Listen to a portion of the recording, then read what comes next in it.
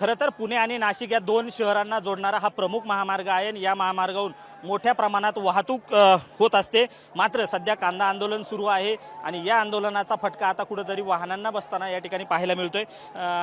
शेतकरी आंदोलन सुरू आहे आणि या आंदोलनाची आक्रमक भूमिका शेतकरी या ठिकाणी मांडताना पाहायला मिळत आहेत। त्याचबरोबर दुसऱ्या बाजूला वाहनांच्या रांगा या ठिकाणी लागल्यात, गळ्यात माळा घालून या ठिकाणी आपल्या भावना व्यक्त करतायत। कांद्याला बाजारभाव मिळत नाही या भावना केंद्र आणि राज्य सरकारपर्यंत पोहोचल्या जाव्यात ही भावना शेतकऱ्यांची आहे। मात्र या आंदोलनकर्त्यांना आता पोलिसांकडून कुठेतरी थांबवण्याचा प्रयत्न या ठिकाणी होतोय। मात्र आंदोलनकर्ते हे थांबण्यास सध्या तरी तयार नाही अशी सगळी परिस्थिती या ठिकाणी पाहायला मिळते। आंदोलन तीव्र होतंय। शेतकऱ्यांच्या भावना आपण जाणून घेऊया, काय एकंदरीत भावना आहे। मला एकच सांगायचंय, या शेतकऱ्याला जर क्विंटलला 3,500 रुपये 4,500 रुपये भाव जर भेटला नाही, मग पहिला स्वतः आंदोलन घेऊन जाणार। हे मोदी सरकार काय म्हणलं होतं, म्हणलं अच्छे दिन आएंगे, डिझेल पेट्रोलचे भाव वाढवले, इंधनचे भाव वाढवले, शेतकऱ्याच्या कांद्याला भाव कधी भेटणार? मला या मोदी सरकारला आणि फडणवीस सरकारला विचारायचं एकदा।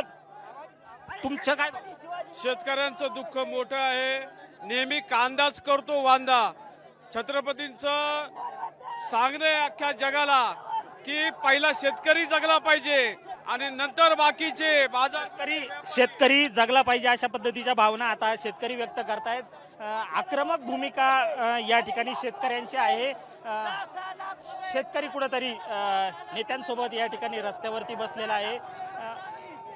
कांद्याला हमी भाव मिळावा ही आक्रमक भूमिका या ठिकाणी मांडली जाते। कांद्याचा प्रश्न गेल्या अनेक दिवसांपासून प्रलंबित आहे। या कांद्याला भाव मिळत नाही आणि उत्पादन खर्चाच्या तुलनेत कुठेतरी कांद्याचं अर्थकारण कोलमडलं जाते अशी सगळी परिस्थिती या ठिकाणी शेतकऱ्यांसमोर उभी आहे।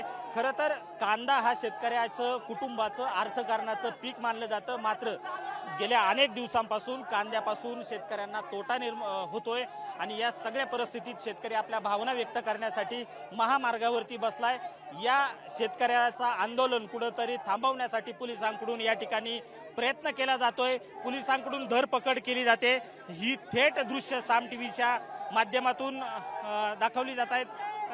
शेतकरी एका बाजूला आपल्या मागण्या घेऊन महामार्गावरती बसलाय तर दुसऱ्या बाजूला या ठिकाणी पोलिसांकडून त्यांची धरपकड केली जाते। महामार्गावरून उठवण्यासाठी प्रयत्न केले जात आहेत। चारही बाजूनी पोलिसांची बॅरिकेड लावलेली आहे, तगडा बंदोबस्त ठेवण्यात आलेला आहे। मागच्या 15 मिनिटापासून या ठिकाणी महामार्ग रोखल्याचं पाहायला मिळतंय।